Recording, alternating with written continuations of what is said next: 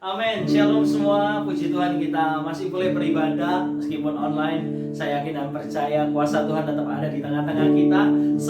Hari ini kita mau memuji dan memuliakan Tuhan lebih lagi. Mari siapkan hatimu, mari siapkan setiap tenagamu, setiap suaramu untuk kita boleh memuji Tuhan hari ini. Amin. Sebelum kita memulai ibadah kita hari ini, sama-sama kita satu dalam doa. Kami mengucap syukur Tuhan buat berkat-Mu hari ini. Kalau kami boleh berkumpul di tempat ini, Bapak, kami berdoa biar sungguh surga boleh terbuka Tuhan. Dan kami berdoa hadirat-Mu boleh memenuhi setiap tempat dimanapun kami berada. Kami mau memuji dan memuliakan nama-Mu Tuhan. Biarkan segenap kehidupan kami mau berikan seutuhnya ke dalam tangan. Hanya di dalam nama Tuhan Yesus, mari yang siap untuk memuji Tuhan bersama saya katakan amin, amin. Tuhan Jesus.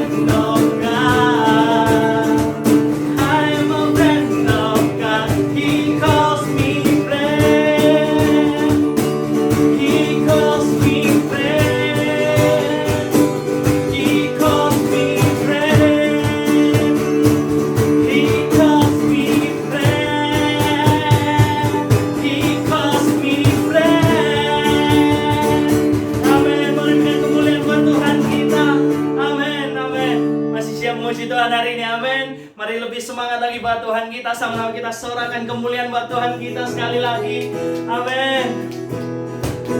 Jesus, ajar kami berdiam Tuhan. Oh Jesus,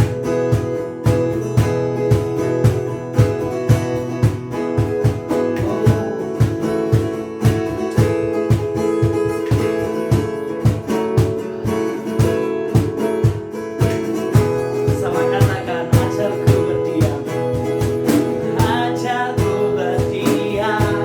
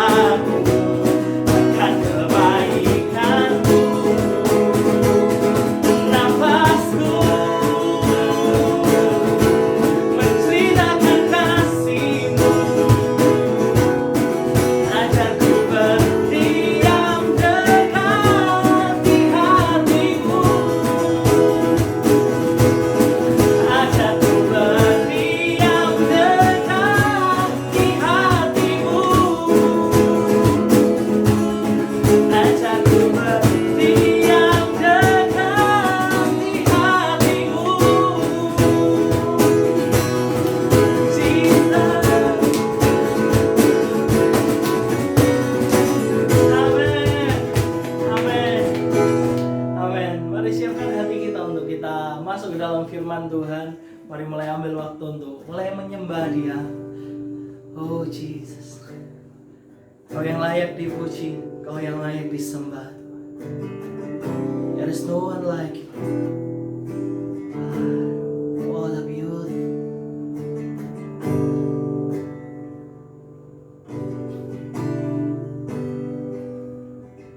Kami percaya Tuhan.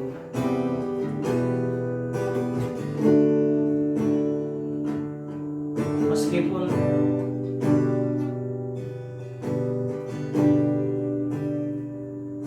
kami gak berkumpul di satu tempat yang sama, jarak memisahkan kami, tapi kami percaya satu hal yang pasti,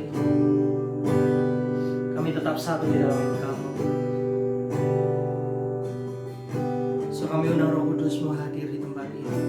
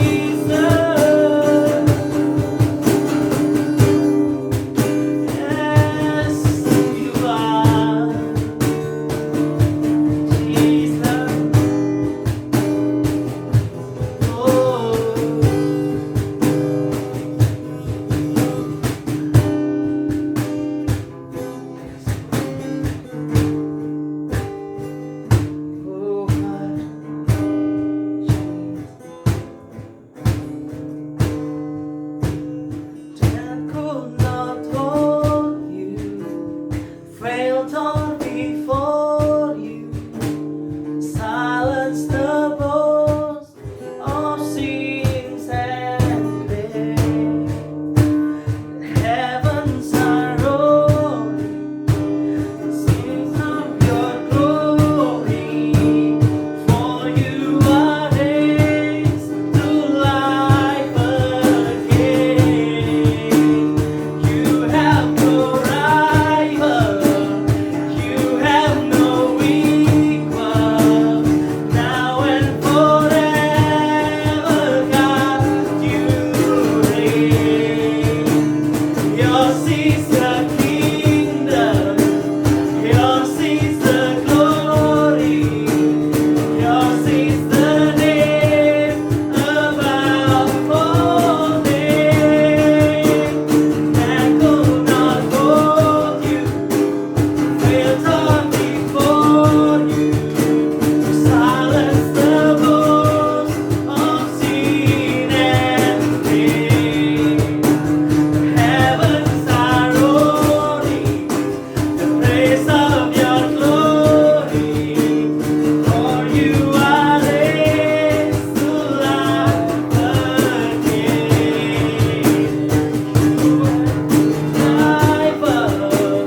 You have no equal. Now and forever, God, you reign. Yours is the kingdom, yours is the glory, yours is the name above all names.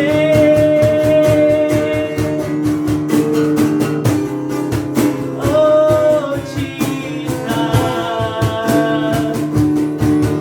Holy Spirit,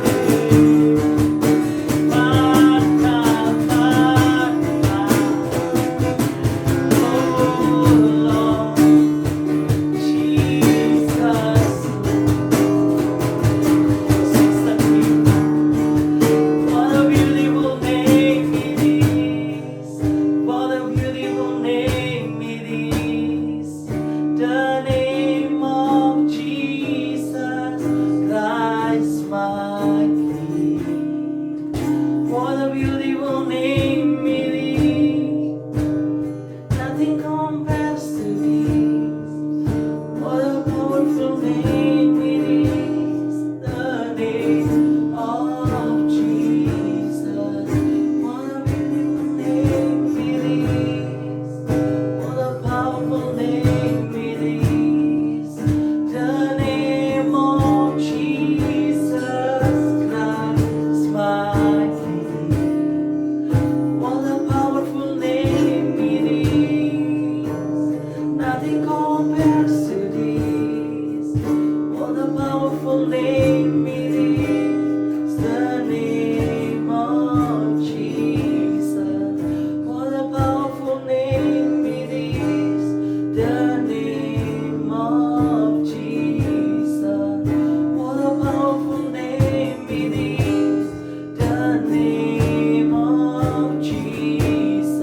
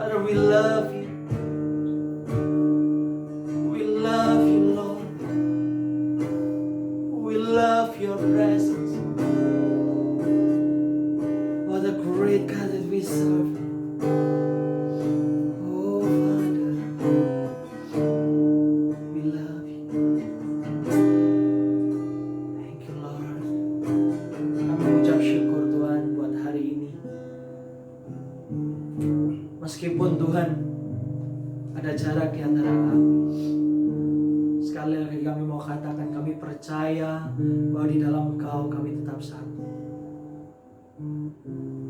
Kami berdoa Tuhan, kalau sebenarnya kami mau dengar firman, bahwa mari berbicara atas setiap kami. Biarkan ajar kami untuk jadi pelaku-pelaku firman-Mu Tuhan. Terima kasih Tuhan, terima kasih setiap kesempatan yang luar biasa yang masih Tuhan kasih untuk setiap kami. Kami boleh memuji dan memuliakan nama-Mu. Biar sungguh pujian kami boleh menjadi dupa yang harum di hadapan-Mu. Terima kasih Tuhan, kami menyerahkan ibadah kami selanjutnya ke dalam tangan-Mu. Biar sungguh Tuhan yang boleh bertata penuh. Terima kasih Tuhan, terima kasih. Kami ucap syukur hanya di dalam nama Tuhan Yesus kami telah berdoa. Haleluya. Amin. Amin. Amin. Sebenarnya kita mau memberikan yang terbaik. Sama-sama kita persiapkan hati kita untuk kita memberikan yang terbaik untuk Tuhan. Tuhan Yesus memberkati kita semua. Amin. Shalom teman-teman. Sebelum kita memberikan yang terbaik untuk Tuhan, mari sedikit kita berbicara tentang kebaikan Tuhan yang khususnya terjadi pada saya. Mungkin bisa jadi berkat buat teman-teman sekalian. Saya ambil dari 1 Korintus 13 ayat 1. Di dalam 1 Korintus 13 ayat 1 diberi perikop yaitu kasih. 1 Korintus 13 ayat 1. Sekalipun aku dapat berkata-kata dengan semua bahasa manusia dan bahasa malaikat, tetapi jika aku tidak mempunyai kasih, aku sama saja dengan gong yang berkumandang dan canang yang gemerincing. Menurut aku, sebagus apapun kita menyembah Tuhan, sekeren apapun kita pelayanan di atas mimbar, kalau kita nggak punya kasih, itu sama aja sia-sia gitu kalau menurutku ya. Menurut saya kasih itu adalah starting point di mana kita awal mengenal Tuhan. Seperti yang dikatakan dalam Yohanes 3 ayat 16, contoh ayat yang sudah sangat terkenal. Karena begitu besar kasih Allah akan dunia ini sehingga Ia telah mengaruniakan anaknya yang tunggal kepada kita supaya setiap orang yang percaya kepadanya tidak binasa melainkan beroleh hidup yang kekal. Nah, dengan ayat itu saya percaya bahwa dengan kasihnya Dia menebus dosa kita dan menyelamatkan kita. Dari momen penebusan itulah awal mula kita bisa mengenal Tuhan. Sebenarnya menjadi seorang yang percaya itu nggak muluk-muluk sih. Hukum yang kita punya itu sebenarnya cuma satu, yaitu kasih. Kasihilah Tuhan Allahmu dan kasihilah sesamamu. Itu mutlak dan nggak bisa diganggu gugat. Dan dalam dua hal itu mempunyai kaitan yang saling terikat dan tidak bisa dipisahkan. Dan dalam 1 Korintus 13 ayat 13 juga dikatakan bahwa demikianlah tinggal ketiga hal ini, yaitu iman, pengharapan, dan kasih. Dan yang paling besar diantaranya ialah kasih. Sudah jelas di sini bahwa sebagai orang percaya kita harus memiliki kasih, yaitu karena dari apapun itu kasih adalah kedudukan kasih lebih tinggi dari apapun itu. Itu menunjukkan bahwa kasih adalah yang terbesar di antara apapun. Terus jika kita berkata bahwa kita mengasihi Tuhan, bagaimana sebenarnya? Apakah dengan kita setiap hari membaca Alkitab, memuji Tuhan dengan nyanyian-nyanyian yang merdu? Bukan itu yang utama. Tuhan nggak pernah tanya, bagaimana jam ibadahmu? Sudah berapa banyak persembahan dan perbulan yang kau beri? Sudah berapa banyak renungan yang kau baca? Tapi percuma kalau kita sudah melakukan itu semua, tapi kalau kita nggak punya kasih, ya apa artinya? Kita ngomong kalau kita mengasihi Tuhan, tapi nyatanya sulit sekali kita mengasihi sesama. Bagaimana bisa kita berkata kita mengasihi Tuhan yang tidak kelihatan, tapi kita tidak bisa mengasihi saudara kita yang jelas-jelas kelihatan. Jangan hanya mengasihi Tuhan hanya dalam zona pribadi kita saja. Tunjukkan sikap kita. Nggak usah jauh-jauh lah. Coba lihat sekeliling kita, di lingkungan kita. Banyak sekali orang yang nggak bisa menikmati hidup seperti kita. Kadang kita harus bersyukur kalau kita ini masih bisa mikir lauk apa yang kita bisa makan hari ini. Sedangkan di luar sana ada cukup banyak orang yang nggak tahu hari ini bisa makan apa enggak. Ayolah, coba kita saling mengasihi, saling berbagi dengan orang-orang seperti mereka. Sedikit pun yang kita beri itu menjadi kebahagiaan terbesar bagi mereka. Kadang kita ini lupa kalau sebenarnya tujuan kita diciptakan ini untuk berbagi dengan orang-orang seperti mereka. Kita seringkali juga berkata kalau kita ingin melihat Tuhan, kita ingin melihat wajah Tuhan, kita ingin melihat rupa Tuhan. Tapi sebenarnya kita ini sering nggak sadar kalau sebenarnya Tuhan hadir dalam rupa orang-orang seperti mereka.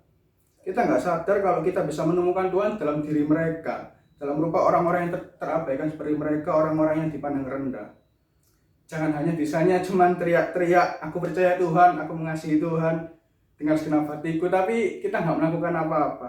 Ya jangankan kita, setan pun percaya sama Tuhan. Bahkan setan pun kalau ketemu sama Tuhan, gemeternya setengah mati. Lah kita yang anaknya Tuhan malah kadang kelakuannya lebih setan daripada setan. Saya mau sedikit cerita ya tentang teman saya yang baru saja keluar dari penjara. Mungkin beberapa teman-teman tahu kalau lingkungan saya itu lingkungan yang cukup nggak bener. Banyak teman saya yang keluar masuk penjara, teman-teman rumah terutama ya. Yang kemarin ini kasus narkoba. Tapi puji Tuhan dia dapat asimilasi dari pemerintah yang kemarin waktu pembebasan tahanan itu dia salah satu yang termasuk, puji Tuhan. Dan saya melihat dalam pribadinya sudah banyak yang berubah dalam hidupnya waktu di penjara, dan saya itu bersyukur bisa mengenal dia. Waktu kemarin dia keluar dari penjara, dia bilang pada saya, aku bersyukur Fon bisa masuk penjara, aku bersyukur bisa ada di sana, aku bersyukur bisa kenal Tuhan di sana. Ada satu waktu dia cerita kalau di penjara itu ya bukan kita nggak bayar, apa-apa kita harus bayar. Makan itu kita juga harus bayar, dia bilang kita harus bayar. Kita sabun beli sendiri, perlengkapan mandi beli sendiri. Ada suatu masa dia cuma pegang uang 20.000. Tapi posisi dia sudah mempunyai perlengkapan untuk selama di sana, paling nggak selama seminggu, untuk sampai menunggu kiriman lagi datang dari orang tuanya. Tiba-tiba dia membaca Alkitab, yaitu tentang ayat ini, kasih ini. Terus nggak lama kemudian ada temannya datang, Mas, boleh pinjam uang nggak 20.000? Aku perlu ini untuk beli keperluan mandi, aku tak pernah sama sekali. Namanya manusia pasti, wah uangku pas tinggal 20.000. Ya udahlah, aku kasih. Aku juga keperluan mandiku juga masih ada. Dia kasih, dan di dalam dia berada dalam penjara, dia masih bisa mempunyai hati yang mau memberi sesamanya. Setelah itu, ya dia, yang saya pikir dia nggak nggak pernah khawatir meskipun dia berada dalam penjara, tapi dia nggak pernah khawatir karena Tuhan pelihara dia. Kita nggak perlu khawatir sebenarnya akan hidup kita.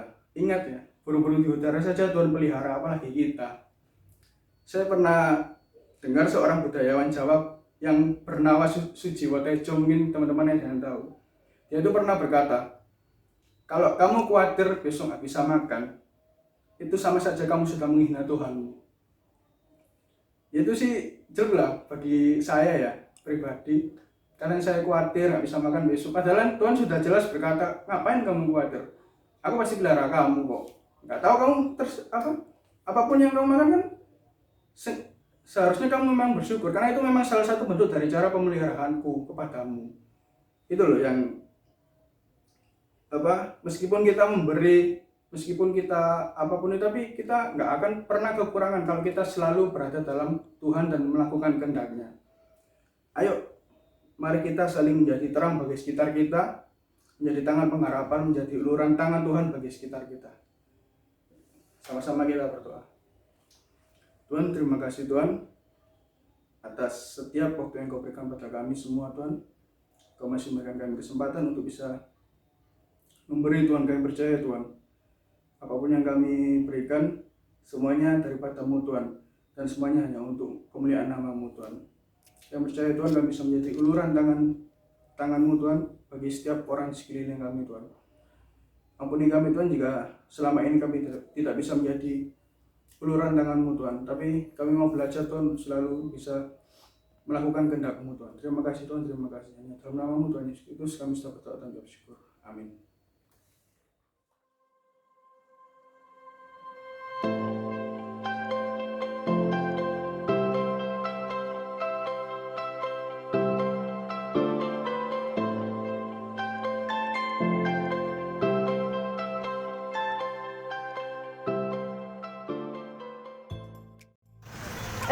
Ada kalian. So, kembali lagi bersama saya Edwin Christian di chat Community Harvest Announcement Time. Dan hari ini saya lagi ada di Cimory Prigen untuk menginformasikan info-info terupdate untuk teman-teman sekalian.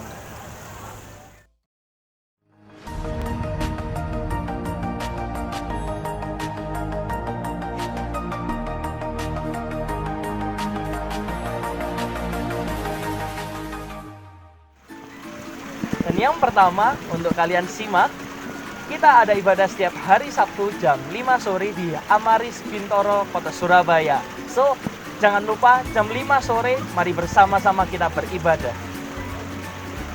Yang kedua, buat teman-teman yang rindu untuk bertumbuh lebih dalam lagi di dalam Tuhan, mari bergabung bersama kami di dalam Force Community yang akan diadakan setiap hari Jumat jam 7 malam.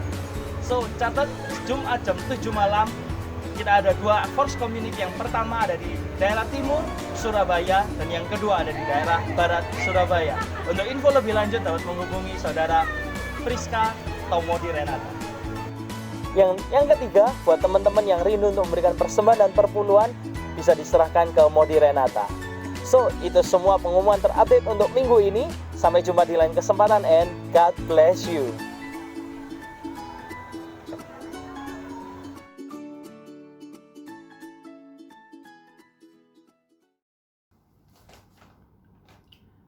Shalom, Judge People.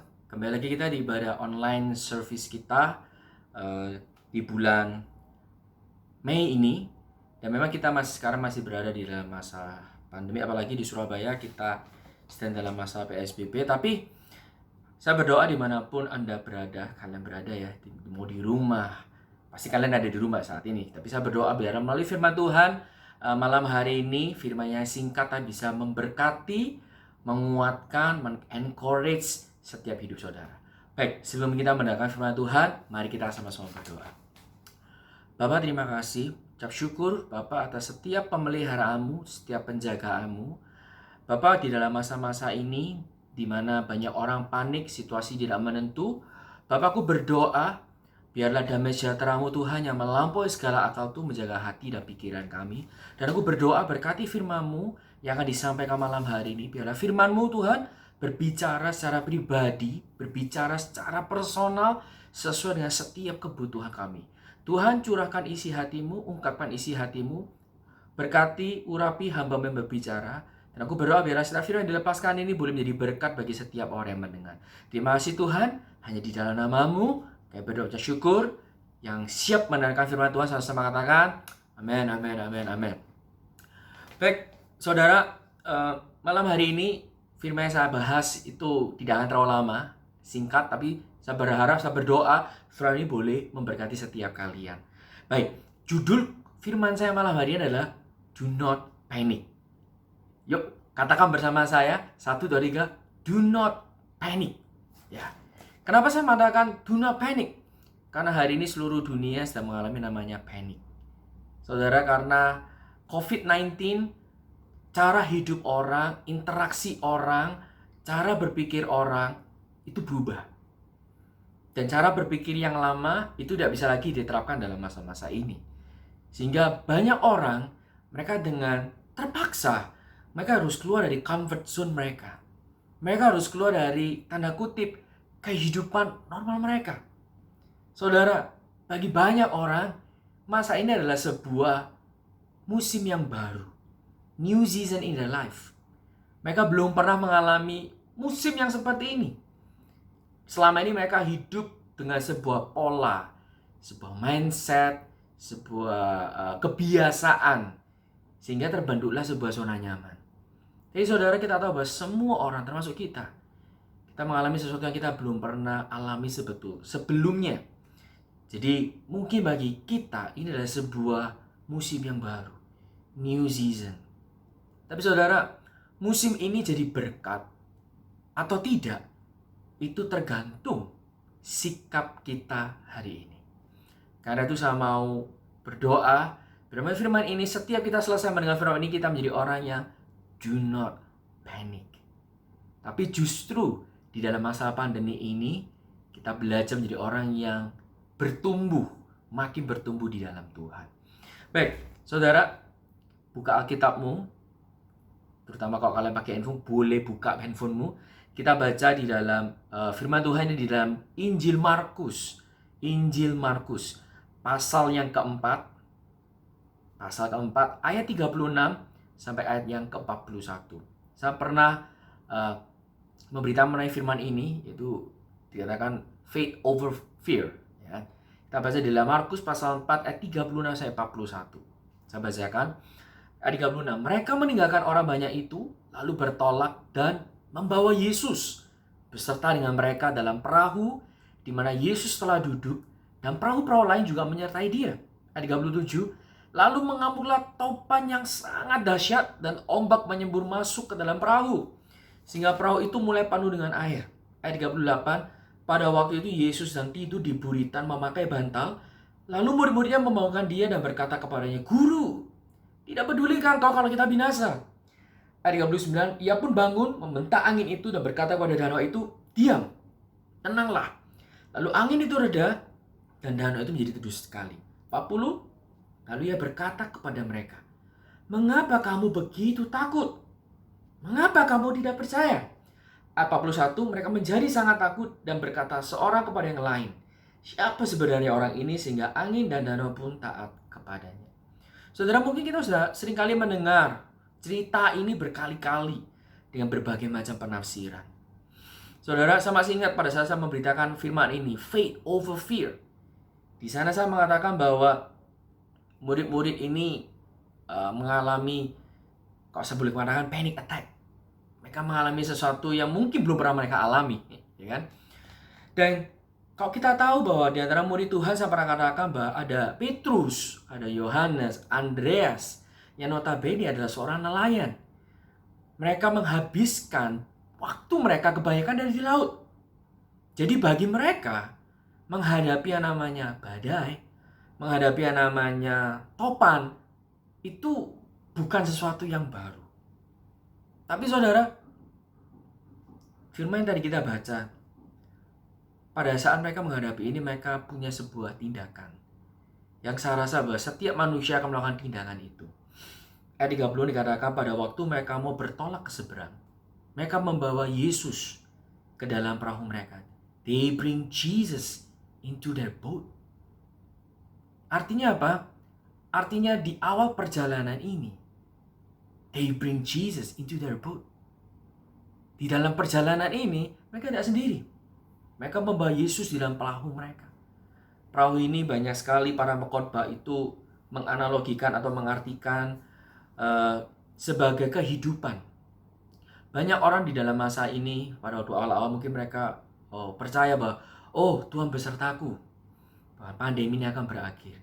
Tapi begitu pandemi ini mulai berlarut-larut, kita melihat bahwa banyak negara, banyak orang mulai takut, banyak PHK terjadi di mana-mana, banyak bisnis mereka mengatakan hanya bisa bertahan 2-3 bulan ke depan. Mereka tidak tahu bagaimana. Bukan hanya orang miskin yang khawatir, orang yang punya perusahaan pun khawatir. Karena ini adalah sesuatu yang mereka belum pernah alami. Dan saudara, di antara murid Tuhan, banyak dari mereka bukan nelayan. Matius itu seorang pemungut cukai, ya kan? Dan banyak lain. Dan begitu mereka memulai pelayaran ini, waktu mereka membawa Yesus ke dalam perahu, mungkin mereka merasa bahwa everything will be okay. Semuanya akan smooth, semuanya akan lancar. Blessing will come, miracle will come. Saudara 37 mengatakan, lalu mengambillah topan, Alkitab mencatat, itu bukan topan biasa, tapi adalah topan yang sangat dahsyat. Topan yang sangat dahsyat. Dan ombak menyembur masuk ke dalam perahu. Setiap kali saya membaca cerita ini, ada sebuah pertanyaan di dalam hati saya. Mereka memiliki sebuah permulaan yang baik. They bring Jesus into their boat. They have a good start. They bring Jesus into their boat. Mereka membawa Yesus ke dalam perahu mereka. Good starting point yang sangat baik. Tapi saudara, di dalam perjalanan ada sesuatu yang aneh.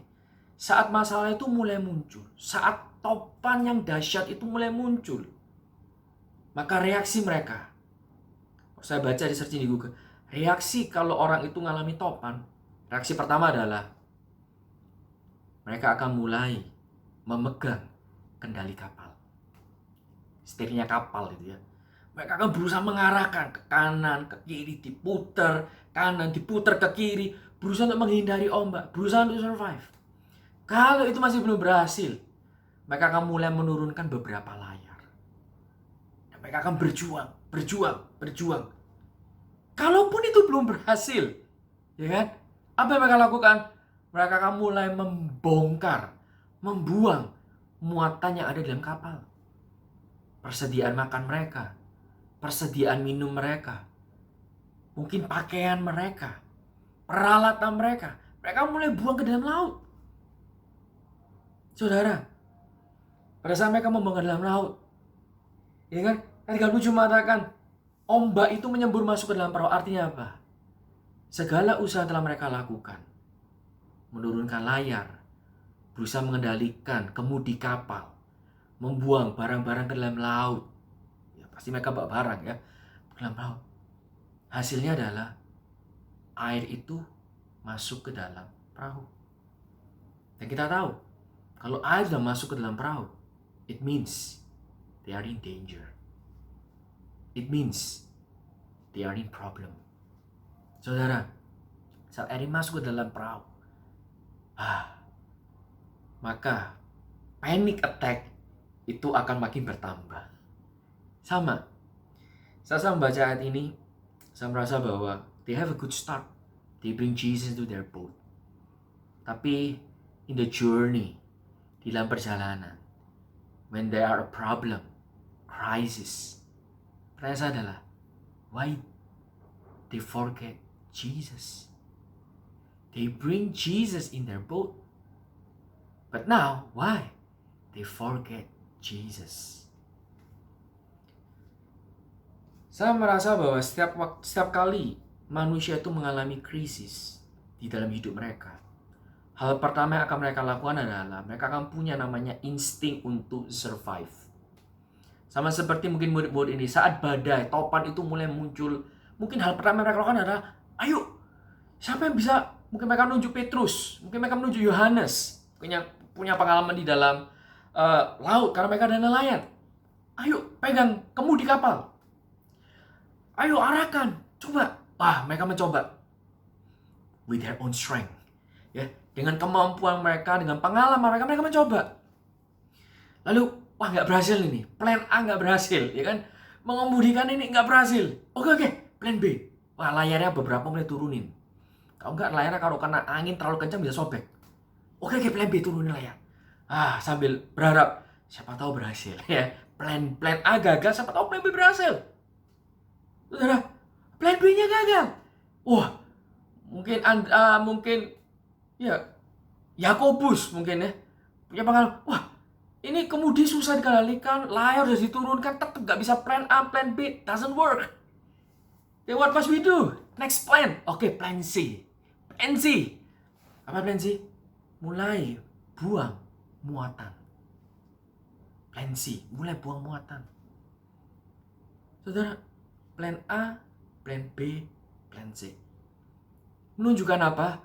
Menunjukkan bahwa saat kita mengalami krisis, saat kita menghadapi sebuah masalah di dalam hidup kita, hal yang seringkali kita lakukan pertama kali adalah make a plan.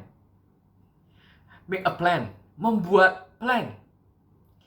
Dan banyak orang itu mungkin karena dia sudah punya experience, punya pengalaman banyak, nggak hanya plan A. Dia punya plan B, punya plan C, mungkin sampai plan Z, ya, plan Z. Banyak plan. Tapi pertanyaan saya adalah, how if your plan doesn't work? What will you do next? Saudara, ayat 37 dikatakan bahwa topan sangat dahsyat, ombak menyembur masuk ke dalam perahu, sehingga perahu itu mulai penuh dengan air.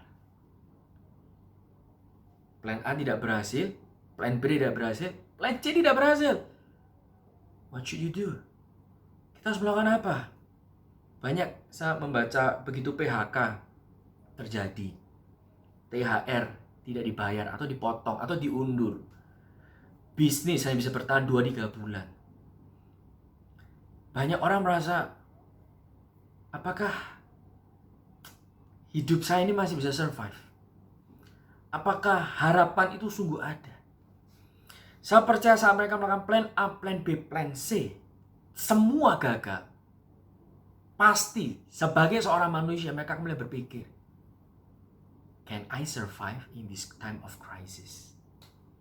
Bisa nggak aku survive di dalam masa krisis ini? Saudara 38, puji Tuhan ada ayat 38. Kalau sampai ayat 37, it means semua murid meninggal. Karena plan A, plan B, plan C nggak berhasil. Tapi puji Tuhan ada ayat 38. Dikatakan, pada waktu itu Yesus sedang tidur. Jesus is sleeping. Saudara, saya katakan bahwa mereka punya starting point sangat baik. They bring Jesus into their boat. Tapi dalam perjalanan, they forget Jesus. They not depend on Jesus. They depend on their plan. Di dalam perjalanan seringkali Anda dan saya bergantung pada plan kita. We trust our plan. And we forget Jesus.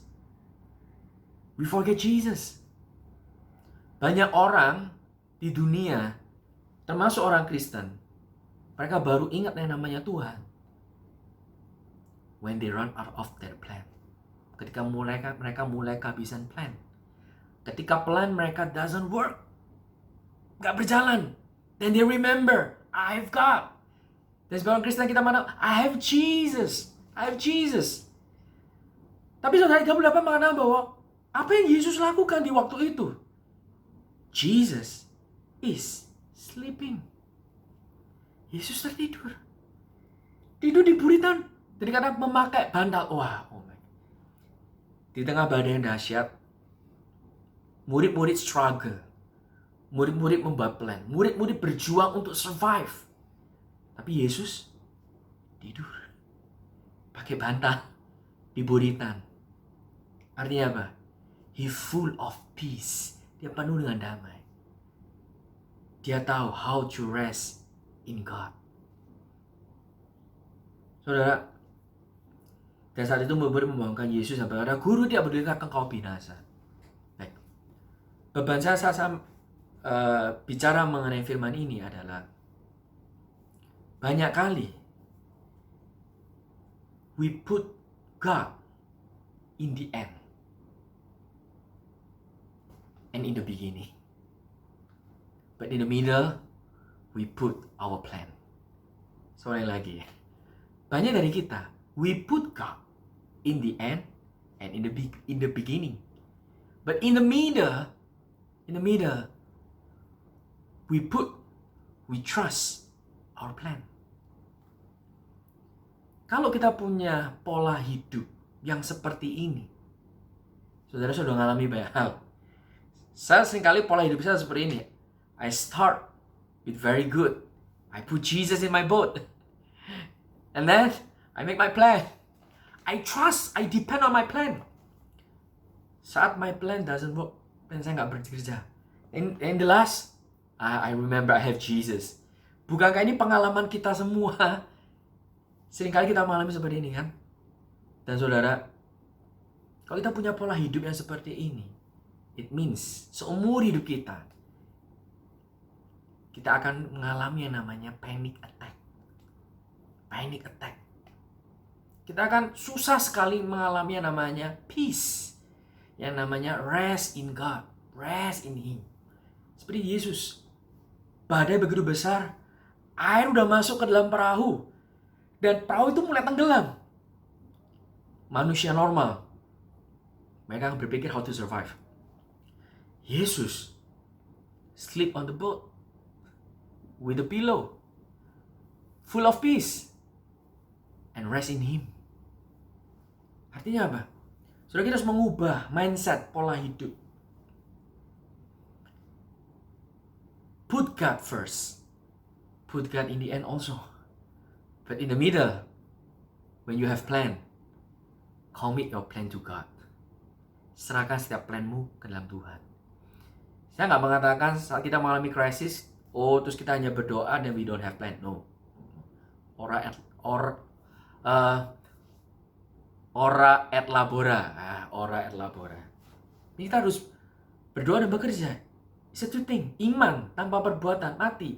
Iman, I believe in God. Percaya Tuhan, aku berdoa. Miracle, breakthrough itu datang. Blessing will come. Aku berdoa. Tapi kita nggak melakukan apapun. Kita nggak bekerja. We don't have plan. Kita nggak buat plan. It means, ya, itu adalah iman. Tapi kamu nggak ada perbuatan. Hasilnya mati. Nothing will happen. So means, church, di dalam masa ini, kalau kamu merasa kau adalah orang yang panik, kau khawatir akan masa depan, gimana kamu survive di dalam masa pandemi ini? Dan cerita ini memberitahu kita, don't be panic. We have Jesus in our boat.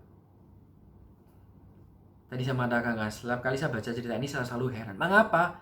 Karena pada saat badai itu datang, kenapa mereka nggak dari awal mereka datang ke Tuhan? Mengapa mereka datang ke Tuhan saat terakhir? Why? They start with they end with Jesus, but in the middle they full of panic. They have panic attack every time. Kenapa? Karena itu adalah basic insting manusia. Itu adalah tindakan natural manusia untuk bisa survive. Ya saudara, malam ini mendengar firman ini, kalau kamu membaca firman ini, kita harus mengubah mindset kita. Kita punya Yesus di dalam perahu. Saat badai itu datang, saat krisis itu tiba, kita khawatir akan masa depan. Kita khawatir gimana kita bisa bertahan. Kalau yang bekerja, apakah aku nggak akan kena PHK? Apakah gajiku akan dipotong? Apakah THR-ku akan cair? Bagi kalian yang mungkin studi, kuliah, kalian merasa gimana dengan online learning? Aku nggak begitu paham materi yang diberikan. Lewat Zoom atau aplikasi apapun sangat terbatas. Mungkin bagi yang punya usaha, mungkin kita merasa bahwa uang cash perusahaan kita mulai menipis. Kita berusaha tidak mem-PHK karyawan. Tapi bagaimana? Krisis, nggak ada pemasukan. Ekonomi stuck. Bahkan diprediksi sampai tahun depan itu minus. Paling parah 4%. Seluruh dunia mengalami hal ini. Nggak ada sesuatu yang pasti. Kita semua dipaksa keluar dari comfort zone. Kita semua memasuki sebuah musim yang baru. Kita semua panik. Tapi firman ini memberitahu kita, don't be panic. We have Jesus in our boat. Saudara, dimanapun kalian berada, Yesus itu menyertai kalian. Saat kita merasa depresi, Yesus tidak pernah meninggalkan kita. Saat kita merasa khawatir akan masa depan, akan hari esok, Yesus tidak pernah meninggalkan kita. Saat mungkin kau berdoa, kau menangis, kau mencurahkan seluruh isi hatimu, kau menanyakan, Tuhan, aku bagaimana bisa survive? Tuhan, bagaimana aku bisa survive? Tuhan, bagaimana aku bisa menghadapi masa depan? Apakah masa depan itu sungguh ada? Hey, when you cry, when you weep, Jesus weeping with you. Kenapa? Karena Jesus is always in the boat. Kalau mereka dari awal, waktu badai itu tiba, mereka datang ke Yesus. Mereka gak akan mengalami yang namanya panic attack. Mereka akan mengalami yang namanya damai sejahtera Allah yang melampaui segala akal, akan memelihara hati dan pikiranmu dalam Kristus Yesus. Filipi pasal 4. Saudara, karena itu saya mendorong di masa-masa ini, pada waktu kita stay at home karena PSBB dan lain-lain, karena pandemi, kita bekerja sama dengan pemerintah. I really encourage you, spend your time to have personal quiet time with Jesus. Kau merasa panik, come to Him. Datang ke Dia. Tell Him. 1 Petrus 5:7 mengatakan, serahkanlah segala kekhawatiranmu kepadanya, sebab Ia yang memelihara kamu. Saudara, jangan pernah lupakan, murid-murid punya good starting point. They bring Jesus into their boat. Saudara, mungkin kita punya starting pointnya sama yang murid. Tapi di dalam masa ini, in the midst of the journey, apa yang harus kita lakukan? Yes, you must make plan. You must make plan. Tapi, setelah kau membuat plan, buat rencanamu, apa yang kau lakukan? Commit your plan to God. Serahkan seluruh rencanamu kepada Tuhan. Mengatakan bahwa jalan kita dengan jalan Tuhan, rencana kita dengan rencana Tuhan itu beda. Yeremia 29:11 mengatakan bahwa Tuhan mengatakan, aku tahu rancangan yang ada padaku untukmu, bukan rancangan kecelakaan, tapi rancangan damai sejahtera. Dan dia mengatakan bahwa aku bakal memberikan kepadamu hari depan yang penuh pengharapan dan kemuliaan. Artinya apa? Yes, kita harus survive. Kita harus melakukan bagian kita. Kita harus, kalau kerja, harus kerja baik-baik. Tapi setelah itu, surrender yourself into God's hand. Commit your plan. Serahkan seluruh planningmu ke dalam tangannya. Dan percaya, Dia akan mengaturkan, memberikan yang terbaik kepadamu. Saya tutup dengan satu ayat. Di dalam kitab Matius pasal 6, Injil Matius pasal 6, ayat yang ke-34. Saya bacakan. Karena itu, berarti ini ada sebuah kesimpulan dari satu pasal, ya. Kesimpulan dari pasal 6. Karena itu, janganlah kamu khawatir. Do not panic. Do not worry akan hari besok. Kenapa? Kita mengatakan karena hari besok mempunyai kesusahannya sendiri. Kesusahan sehari cukuplah untuk sehari. Saudara, kira ayat ini menghibur kita. Jangan kamu khawatir untuk akan hari esok. Kesusahan sehari cukup untuk sehari. Dan kasih karunia-Nya itu cukup kita pakai. Jadi, saudara, dimanapun kalian berada, apapun pergumulan yang kalian hadapi, di dalam bisnismu, pekerjaan, financial, studi, relationship, apapun itu, jangan lupa, you have Jesus in your heart. He always be with you. Dia tidak akan pernah meninggalkan engkau. Baik, mari kita berdoa. Syuduriya bahataraba koraba hataraba karaba. Syuduriya bakaraho raba karaba karaba utaraba. Shikaraba hataraba karaba horaba karaba. Bapa, terima kasih Tuhan. Ucap syukur kepada Tuhan yang setia. Ucap syukur atas setiap pemeliharaan-Mu di dalam hidup kami. Bapa, kami tahu waktu-waktu ini adalah sesuatu yang kami tidak pernah hadapi. Sesuatu di luar comfort zone kami. Ini adalah sebuah musim yang baru. Tapi Tuhan, kami percaya satu hal. Di dalam setiap musim hidup kami, Kau selalu ada bersama kami. Kau selalu ada bersama kami. Kau tidak pernah meninggalkan kami. Karena Tuhan, kami mau belajar, mempercayakan seluruh hidup kami, seluruh planning kami, masa depan kami, hanya ke dalam tangan-Mu. Karena kami percaya Tuhan, Kau adalah Bapa yang baik. Kau adalah gembala kami. Kau adalah Tuhan kami. Kau adalah sandaran kami. Kau adalah Jehovah Jireh. Kau adalah segala-gala kami. Tuhan, dan kami aman di bawah kepak sayap-Mu. Karena itu Bapakku berdoa untuk setiap saudara-saudariku Tuhan, Community Harvest Church dimanapun mereka berada, apapun yang mereka alami hari ini, Tuhan, aku berdoa, biarlah Tuhan, kasih karunia itu makin hari makin ditambahkan. Makin hari makin menguatkan mereka. Dan aku berdoa Tuhan, biarlah damai sejahtera-Mu yang melampaui segala akal itu memelihara hati dan pikiran mereka. Dan Tuhan, saat mereka mulai merasa putus asa, mereka merasa bahwa tidak punya pengharapan, aku berdoa Tuhan, biarlah Kau berbicara secara pribadi. Karena Kau mengatakan Kau adalah Tuhan yang setia. Kau tidak akan membiarkan kami dicobai melampaui kekuatan kami. Tapi pada saat kami dicobai, Kau akan memberikan kami satu jalan keluar sehingga kami dapat menanggungnya. Karena aku berdoa, dimanapun Tuhan kami berada, aku berdoa Tuhan, biar Kau menguatkan mereka, Kau yang menyertai, menghibur, membimbing langkah mereka. Terima kasih Tuhan, terima kasih. Angkat kedua tanganmu saudara. Syuduriya bahura bakara bakara bakara. Shikara bahura bakara bakara. Shandara bahira bakura bahatara bakara bakara bakara. Dimanapun kau berada, kasih Allah, kasih karunia putra, persekutuan Roh Kudus akan menyertai kamu, akan memberkati engkau. Kemanapun kau pergi, kemanapun kau berada, apapun yang kau lakukan, Yesus yang luar biasa itu sudah bermandunggal di dalam hidupmu. Dia akan menyertai, bahkan dia akan membuat apapun yang kau kerjakan itu berhasil. Dan kau akan menjadi garam dan terang dunia. Dan kau hidupmu akan semakin naik dan bukan turun. Karena kau adalah anak-anak dari Allah yang maha tinggi. Mari semua yang sudah menerima berkat ini sama-sama katakan amin, amin, amin. Puji Tuhan, saya berdoa biarlah firman ini bisa memberkati kalian dimanapun kalian berdoa. Dan saya berdoa biarlah masa ini cepat berlalu. Dan saya rindu kita semua bisa berkumpul bersama untuk memuji menyembah Tuhan bersama-sama. Oke, puji Tuhan. Tuhan berkati kalian semua. Jesus love you. Amen. Come on, put 'em together tonight.